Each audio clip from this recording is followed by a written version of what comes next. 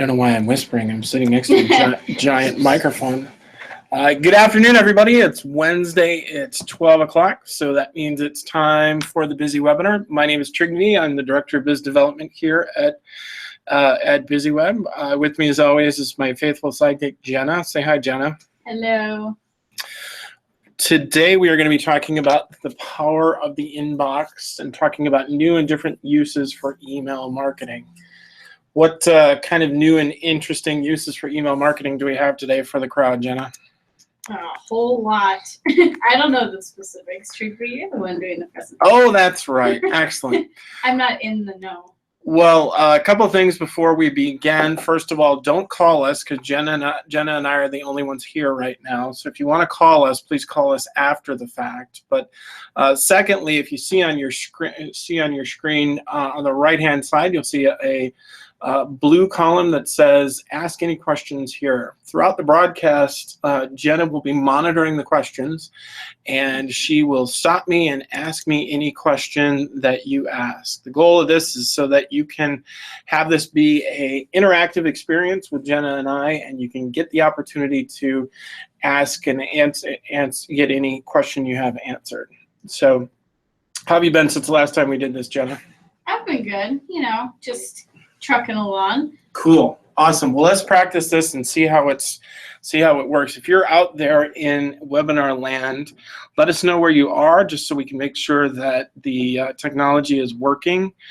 Just go ahead and let us know where you are calling in from by entering in your current location in the column on the right, and go do so now while Jenna and I come up with some witty banter. Yes. So what's new with you, Jenna? Well, I'm about to head out to the beautiful state of Wisconsin this weekend. I will be in Madison and Milwaukee, visiting family, attending my grandmother's 90th birthday party. Oh, wow. Excellent.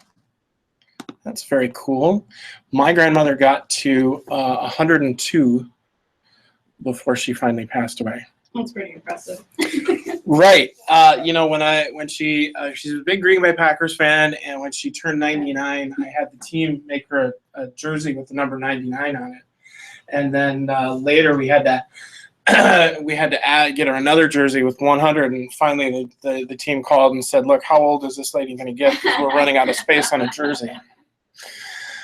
So, all right, well, it looks like we'll get started. Do we have anybody actually tell us where they were from?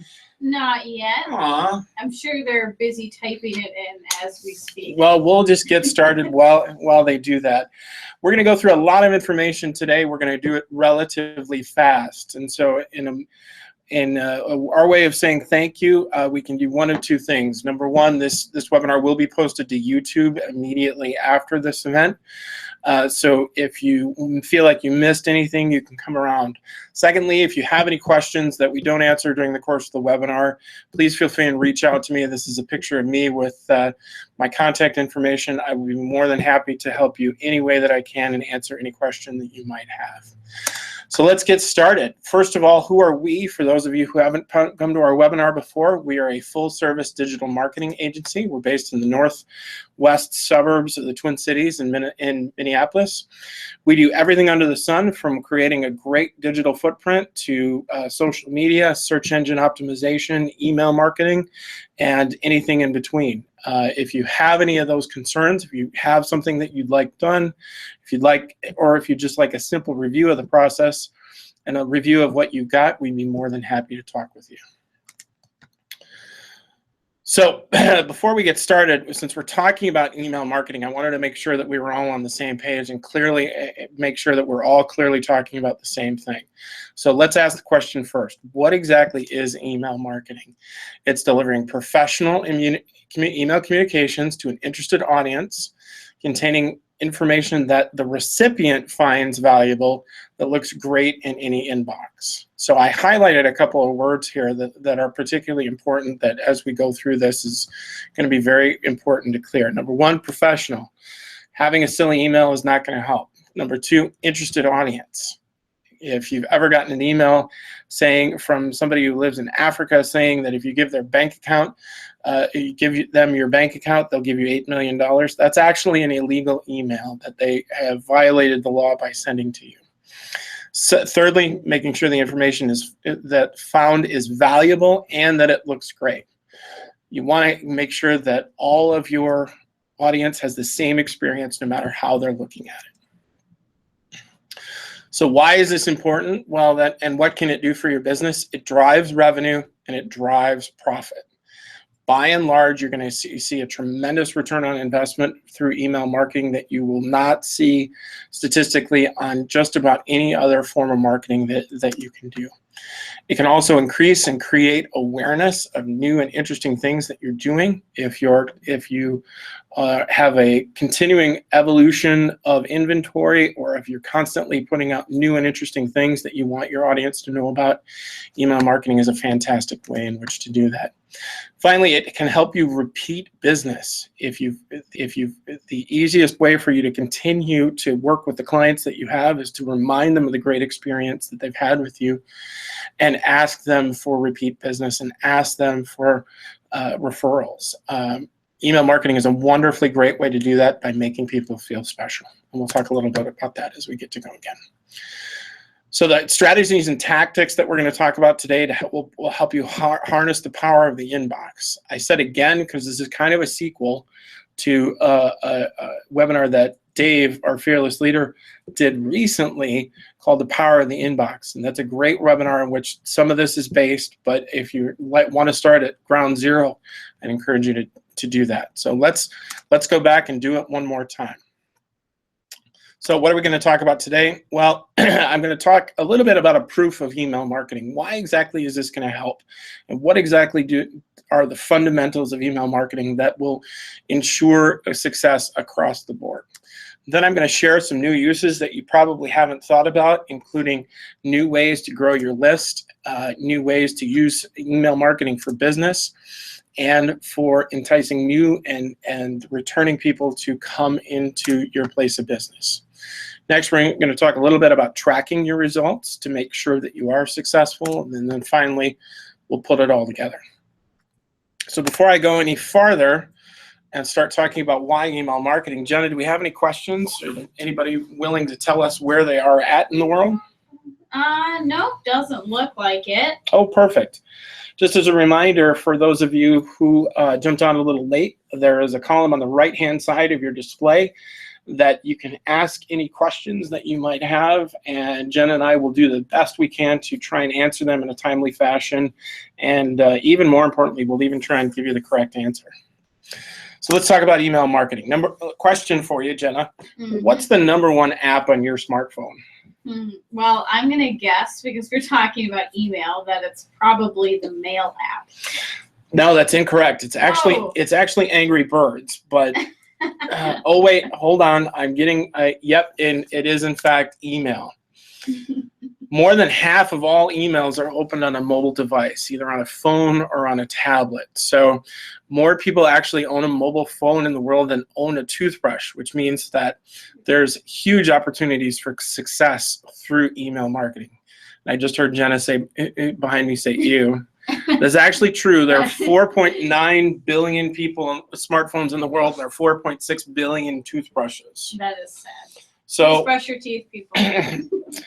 Somewhere there are 300 million people talking to you on a smartphone that you should be glad that they're not talking to you in person. Anyway, so why, again, as we're talking about email and why this is important, the second reason is people read it. Third, it's reliable. Email gets delivered almost 90% of the time, whereas Facebook, which certainly has its merits unto itself, generally reaches about 2% of your fan audience at all. So if we're looking to try and get in front of the right people at the right time, email is our best bet. And it also works just about everywhere, because email is so mobile and so integrated into our daily lives as part of the overall way we function now, because we carry a supercomputer in our pocket, that it's going to be accessible and it's going to work just about anywhere. But what does that actually mean for your business? It means that for 3 times the conversion rate at social media, as a social media post, you are going to see an average for every dollar spent, you will see a $44 return. Now again, because this is an informational session and not a contractual obligation, I do want to point out that this is an average. Sometimes people get more, but sometimes people get less. But the bottom line is you are going to see a significant return on your investment, both on conversion rates and getting people to actually start the sales process with you, and also to as on your spend, how much money you're putting into your marketing efforts. Email is a great way in which to do that. First impressions matter. This is something we've all been taught growing up, and this is actually even more crucial when it comes to email. By and large, statistically, people will give a 2-second glance to an email before deciding what exactly they're going to do next. Maybe you want them to visit your website, maybe you want them to register for an event, donate to your nonprofit, or even try a new product, but this is where professional looking email designed to derive action is absolutely crucial. So let's look at a couple of them. So if you did an email on your own, like Google or Outlook or Gmail, or if you sent something through an email service provider on the right, which one do you think would be better? Hopefully, unless you're a little weird, you're going to pick the nice, pretty flowers on the right. They're a little more professional. They're cleaner. They're brighter. They're happier. And in sharing that, it'll ultimately help get you closer to achieving and surpassing your goals. But before we get to that, let me talk about the flower on the left and why it's not doing your marketing any justice. So back in the dark ages of the internet, a time in my life I like to call college, the email on the left is what was really high tech back then, where you could write just about anything you'd like, and you would write 300 people in the to field and send out an email, and isn't that great? Well, at the time it certainly was, but as technology has evolved, there's better ways of doing that. Back in the dark ages of the internet, a time in my life I like to call college, what's the worst thing that can happen with an email like that? It's if somebody clicks reply all. And now suddenly 300 of your prospects are getting bombarded with an email that they're quickly losing interest in. Contrast that to the email on the right. This is it's more professional. It is prettier. It's simple. It's got some text. It's got some iconography, and it's got color. So it draws your eye in and it moves your eye down the page to clearly enunciate a particular set of information that you are trying to achieve. Why does regular email not work in a business setting? Well, it's limited sending. You have no control over the formatting. It's often susceptible to spam filters. There's no cohesive branding. There's no way that you can tell whether or not you've been successful in your campaign, because you don't know how many people opened it or how many people shared it or how many people even read it. All of these things you can get with an email service provider like Constant Contact. We love Constant Contact here at BusyWeb. It's one of the bedrocks in which we use for all of our clients' email marketing, and the reasons are several. Number one, you can get a beautiful template that you can customize to your own needs. It reinforces the identity of your brand and who you are. Clearly manage subscriptions easily and automatically. You can track your results, and most importantly, I mentioned that that guy who wants your bank account for $8 million. Anything that you do through Constant Contact will obey the law. So now let's get to the fun part. What are some new uses for email that you haven't thought about before? I'm going to start with a couple of business applications that I found out that have come through pretty recently. One of the reasons that we found this is we've actually had one of our own clients who is on the road a lot, and he needs to constantly sell as well as fulfill some of his products. So let's talk about what exactly that here. Before we talk about Bob, let's talk about a couple of different examples that we'll go into. Providing job estimates is one of the great ones that we've learned about recently that is doing great guns for our clients who are using it. They quickly and easily put together a template and email a client back their job estimate within 24 hours. It looks fantastic, and they're super responsive. Sending out contracts is another great way to use email marketing. If you've got a templated contract, meaning a boilerplate contract language where you only have to change the scope of the job and the name of the client, having an email service provider is great, because not only does it get to them quickly, it also gives you an opportunity to know when and if they've actually opened the contract. Proposals is another wonderful way in which to use email marketing, either to direct them to a web page or to send them the proposal. Again, much like contracts, it's a way in which you can tell if somebody has opened your proposal and actually read it or shared it. And finally, praise. Given the last 7 days of the world that we live in, I found it really important to remind everybody out there in webinar land that sometimes saying thank you is enough, and sometimes saying thank you gets overlooked. And I'd encourage you all to do that. Think of somebody today who you can say thank you to, and somebody you can say thank you for doing a great job or working with me. Jenna, thank you for working with me. Oh, thank you, Ruby, for the compliment and for working with me. Oh well, I'm a little tickled now. So ultimately, these are a couple of things that I think are not done enough in today's day and age. But we're going to get into one of the things that I think is great. This is a client of ours named Parkway Lawn, and they've got a beautiful website which was designed by the good folks here at BusyWeb. One of the cool things that they do, which I just think is fascinating and really clever, that I want to share with you, is every time they get an estimate for lawn work to come through their website, they generally respond within 24 hours. And you think, well, gosh, that's pretty awesome. How exactly do they do that? Well, number one, they have a template set up so that anytime you ask for an estimate, it's going to look the same. It's going to be presented the same. It's going to have very simple information that you can easily digest and evaluate whether or not you want to hire this business. What's really cool is how they get the information is the folks at Parkway Lawn actually use Google Maps to look at somebody's lawn to give them an estimate. This is actually this is my mother's house and my mother's lawn, which has tortured me many years as growing up. But just by looking at Google Images, he can tell very quickly how big the lawn is and how much time it might take. So by the time somebody asks for an estimate, by the time to when they get it, it's very, very fast, very, very quickly, because they've used technology in a new and interesting way. There are a lot of different ways to present new ideas that have been used in the past that we think are, depending on the situation, are really great ideas. One of the things that I personally like is what I like to refer to as the accidental whoops. So after you've sent something or fulfilled a contract with somebody, you can send them an email promoting your business and saying, hey, I forgot to give you a coupon code to share with your friends. Please, here's the coupon code. Please feel free and share it. Second, a fancy algorithm. We'll talk about this a little later.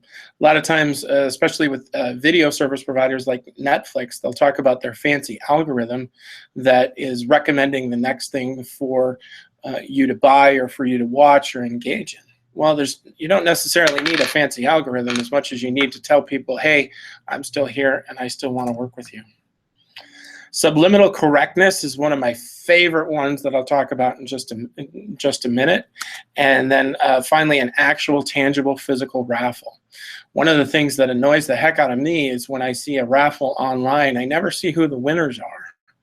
And I think most people feel the same way. So when you see something that says, hey, enter for a raffle, I don't know, nobody ever wins those. So actually tangibly making sure that you announce and you celebrate the winners is a great thing to do as well.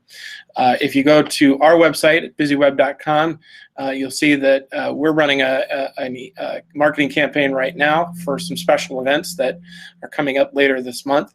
You'll also notice that I am dressed as a munchkin today. You'll notice that at 1 o'clock. It's not out yet. So by 1 o'clock, by the time we're done here today, you'll notice that I dressed up as a munchkin. That's how much I love this job.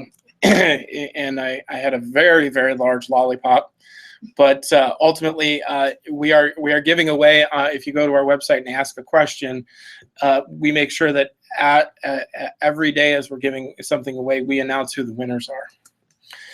So the big tip I want to give you here: it doesn't have to work for everybody. It just has to work for you. So if you found an activity or a special wedge to get your audience to engage with you, and that's something that may be out of the ordinary, it might be a little different, I'd encourage you to keep doing that, because the important thing is that it works for you, not that some expert like me tells you, well, that shouldn't work. If it does, then great, go with it. So I talked a little earlier about subliminal correctness. I thought this was worthy enough to bring out in a flesh out a little as a case study. Jenna, you and I both have glasses on today. Mm-hmm. And when do you know when your glasses are getting out of date? You need to go back to the store and get a new pair. Oh, I guess when I look around at what everyone else is wearing and realize that their glasses are much better than mine, and mine are a little clunky and old. So maybe every couple of years. So it's really more of a fashion choice then. Yeah. Well, here's what the good people at Warby Parker did.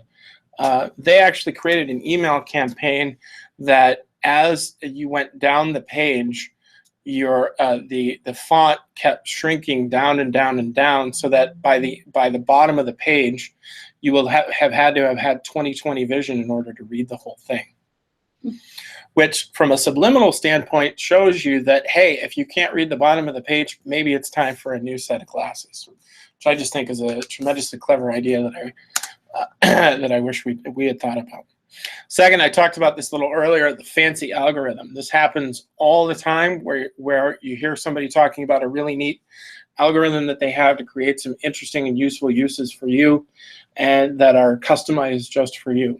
Well, that's all great and good if you have a giant video library like Netflix, but what if you only have 4 or 6 different things?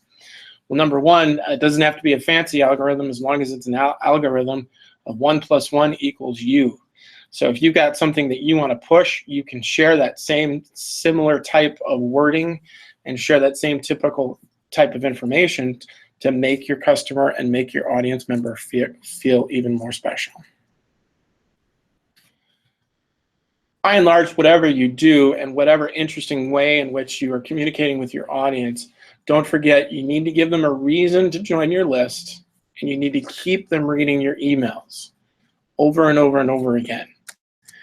You need to provide something like ongoing education, make them feel special by treating them as a VIP, giving them insider news to your company and your industry, providing an ebook or providing a white paper, providing updates on new people that are coming into the business, new product lines that you're offering, new services that you're offering. All of these are new that you want to talk about and when you're sharing information with folks.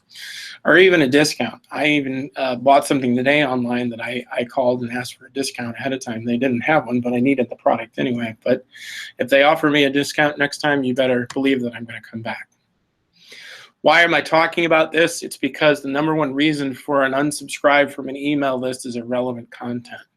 So no matter how clever you might be and how interesting you might be, if the content that your audience sees is not relevant to them, they're going to unsubscribe and they're going to buy from somebody else. So we talked about new uses for business. Let's talk about new uses for enticing people and as individuals. Before I do that, there are a couple of rules of the road that it'd be good to go over, and this it would also be a good time to ask Jenna, do we have any questions that we need answered yet? Nope, not yet. Oh, wonderful. Excellent. So as we're talking about rules of the road for quality email, here's a couple of things that I want you to keep in mind when you're putting your readers' interests ahead of your own. #1, focus on being relevant to your readers, not to you. Figure out how much is enough. Should you be sending once a week, once a day, once a month? That's an important metric in which you need to figure out so that you're not bothering people, but you're not underwhelming them as well. Third, turn questions into content. I literally was having this conversation with a client of ours this morning who had a frequently asked questions list on her website. Instead, what we're going to be doing is filling out those frequently asked questions and sharing them with the audience as new and original content, because it's the same set of questions that just about everybody asks them. So let's make sure that we get ahead of that and answer those questions before they even need to be asked. Finally, keep in mind that images are content too. We are visual animals first. We eat with our eyes before we eat with our mouths. We intake things through the eyes before we intake things through just about anything else. So the more that you can provide a topical and tangible and quality image that proves your point, the better you're going to be. I talked about this a couple of different times. I really want to reiterate this before we go any further, though. When you're writing email marketing or really writing any sort of marketing collateral at all, you want to make sure that you're writing for your audience, not just for you. Because if your audience finds it boring, 38% of the time, statistically, they're probably gonna leave. 32% of the time, they might even go so far as to put it in their spam folder, which means you will never be seen again. The easiest way in which you figure out what's relevant to your audience is you ask them, what is relevant to you? How much is too much? How much is just enough? I can't stress this enough. If you're listening to the sound of my voice, this is one of the most important points that I can share with you today. Write for your audience, not write for you. When you are writing for your audience, keep it short, keep it focused, keep one or two things highlighted, and then move on. When we're talking about how much is enough, the best rule of thumb that I can give you is less is more. By and large, don't have more than 20 lines of text throughout the entire email, and don't have more than 3 or 4 pictures. Generally, 3 pictures or less is the best rule of thumb to follow.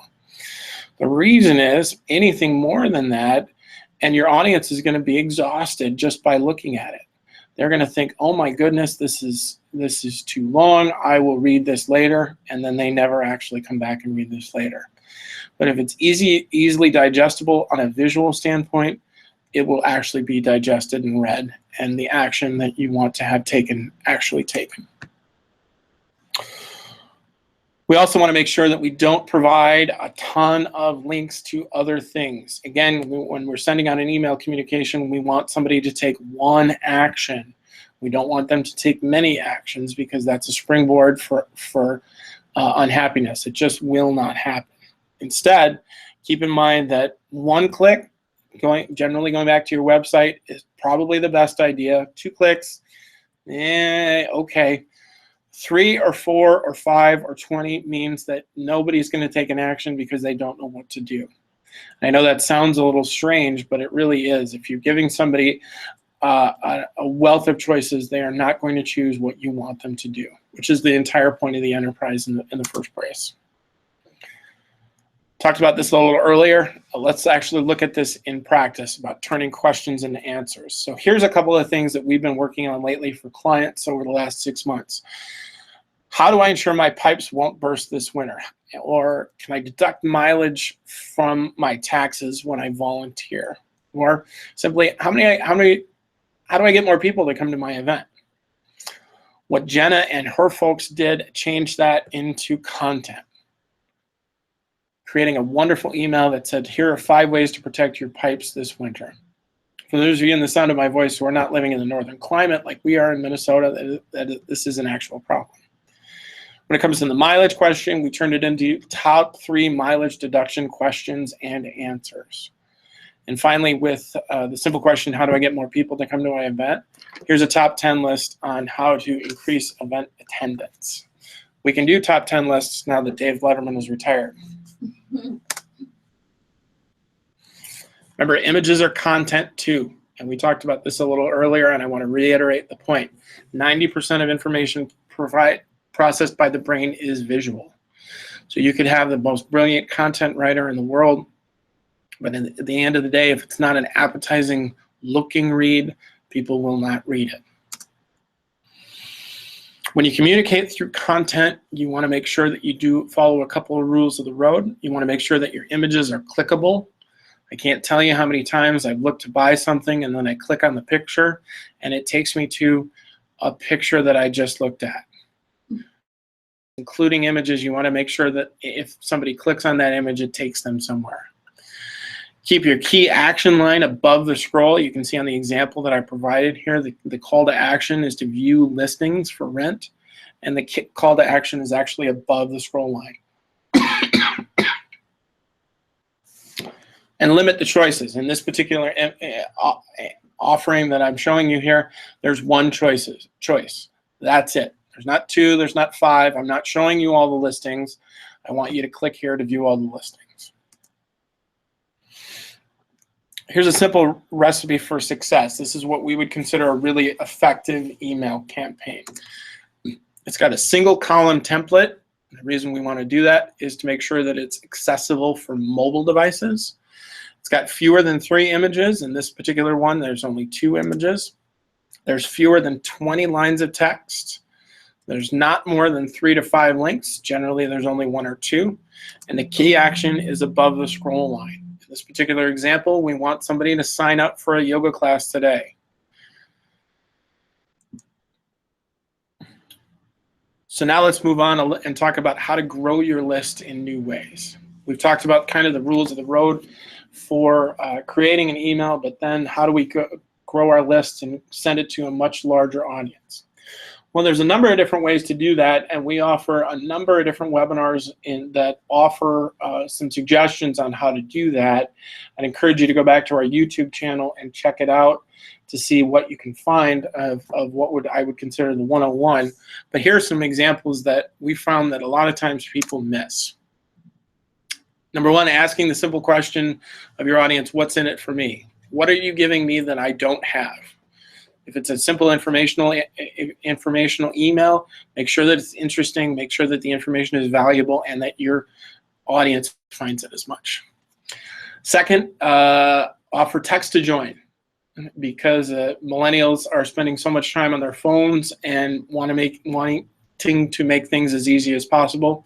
Offering a text to join feature is a great way to grow your list. Third, consider including a link on your email signature file line. This is something that as you're sending out email on a daily basis to just about anyone, you want to make sure that they're also included in your promotional emails as well. And the easiest way to do that is to provide them a link in order to do that. And finally, a viral pre-launch campaign, which I'll show you a little, but then I'll encourage you to go to our website so you can see me dressed up as a munchkin. But that's not going to happen until what time? 1 o'clock Central Time. Oh, heavens to Murgatroyd, I just can't wait to see what we're going to come up with next.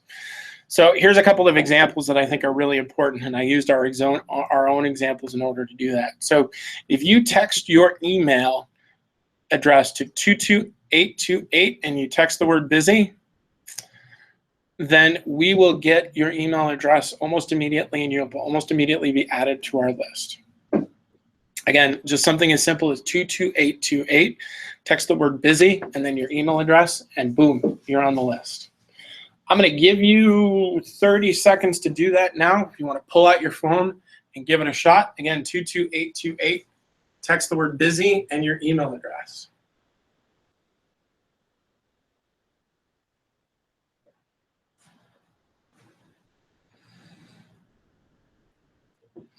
Did you get it? Was it fun? Was it easy? This is something that an email service provider like Constant Contact can do for you, and it's something that we can even integrate for you. So this could actually be your business. Something as simple as texting a 5-digit code and a word will help you grow your list. Next, interesting pre-launch campaigns. If you check out busyweb.com in the coming days, and even if you have been looking at it, you'll notice that something very, very weird is going on with our website. We can't exactly figure out why. Spoiler alert, we know exactly why. But it gets... Trick me. What? Give it all away. Oh, shh. We know what we're doing, I swear. In doing so, the goal of this is we want people to come back to our website and look and see what's next. And in doing so, we're asking a question, which we're giving away a gift certificate every day, in which people answer one simple question. Now, we're not actually going to be adding these people to our email list unless they ask us to be added to our email list. This is a great, effective way in which you could, but prior to doing something really special, you could create something associated with your website or a launch campaign, but prior to launching it, that will get people's interest and get people looking at it and hopefully get people interacting.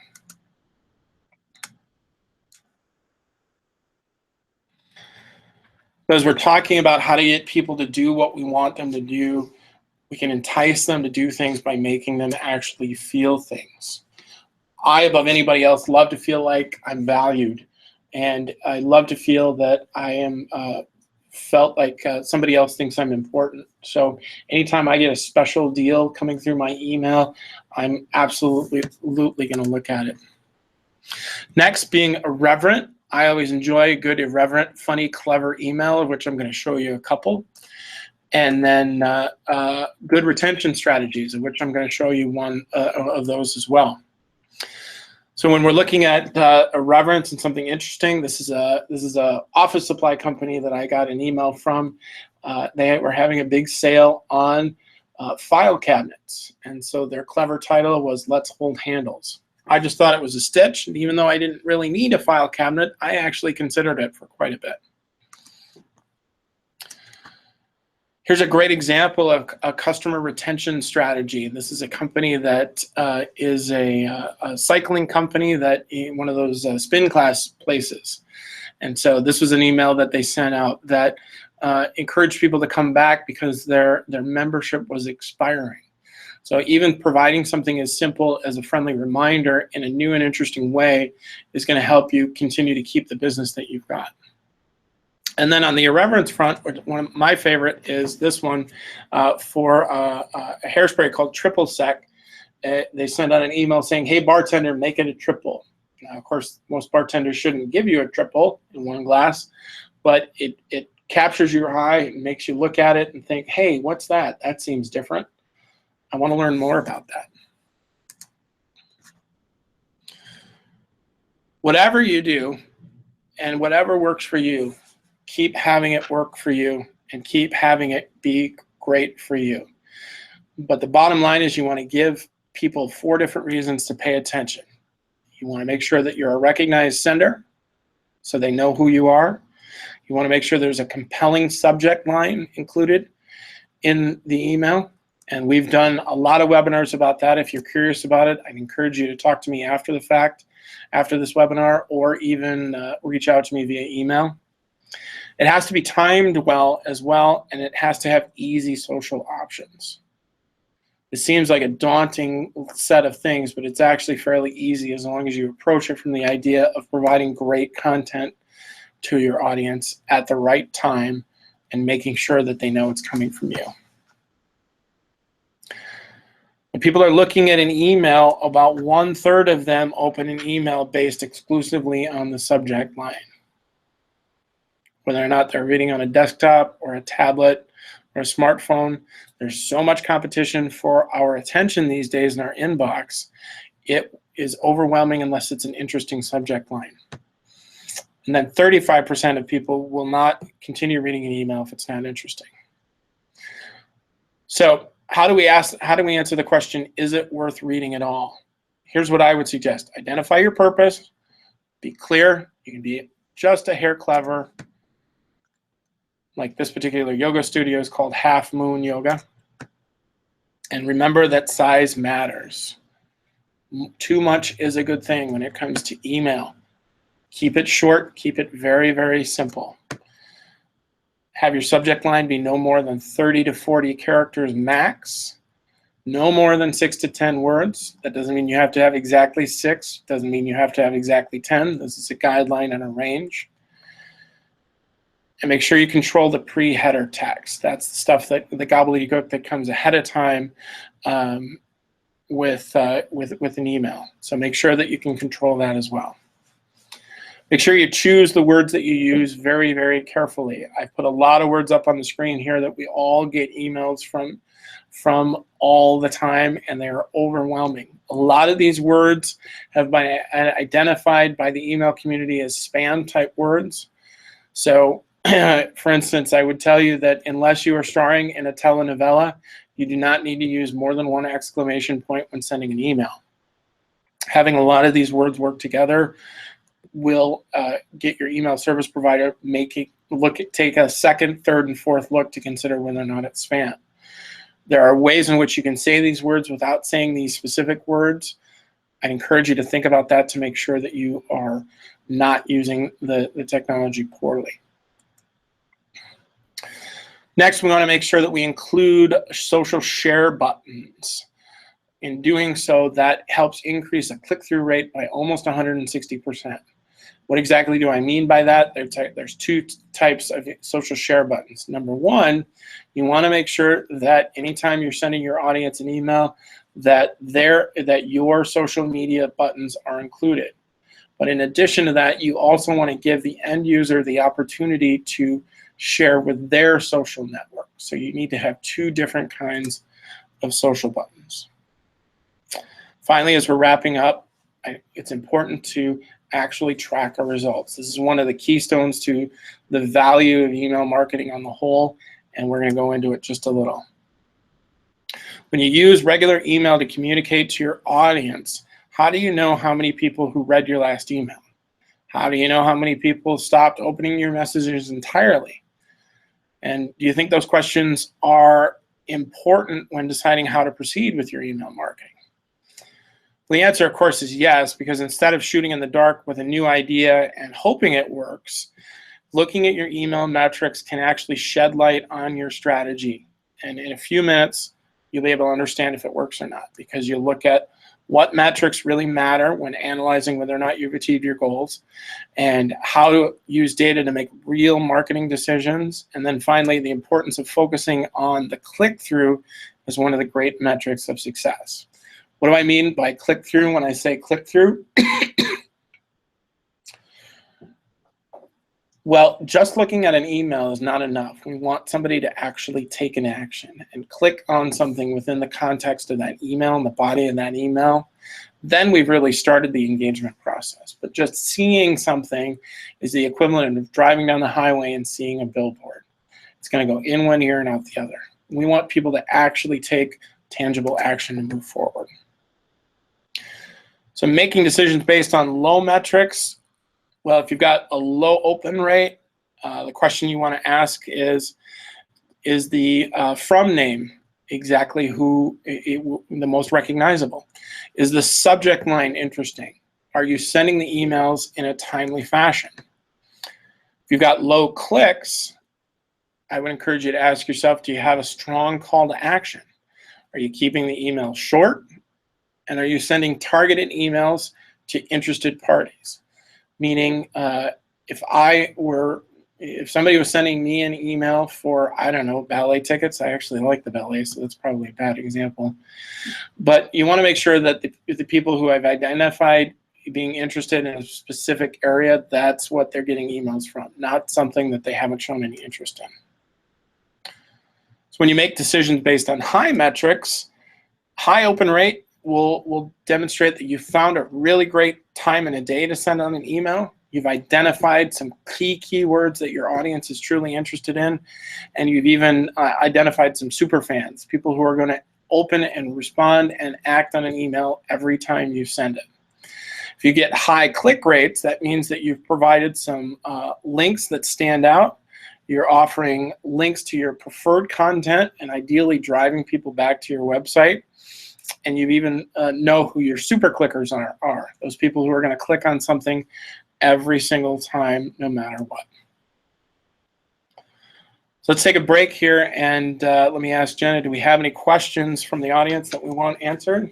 I don't see any. Excellent. I guess that means that we're being thorough in our presentation today. Yeah, you're just that great, Chickpea. Oh, yeah. Super. Thanks, Jenna. I appreciated the vote of confidence. So let's bring it home and put it all together. What does an ideal email look like? Well, let's go back to the Half Moon Yoga Studio, and I want to point out a number of things here that is going on that's positive. Number one, the subject line. It's short. It's only 8 words. It's 35 characters. The business name is in the from name. And the pre-header text is enticing readers. We talked about that a little earlier. I didn't really go into it. It's that little thing that somebody can read quickly. It's a preview of the email. The logo is clickable. If you click on that logo, it takes you all the way back to their website and ostensibly to sign up for a class.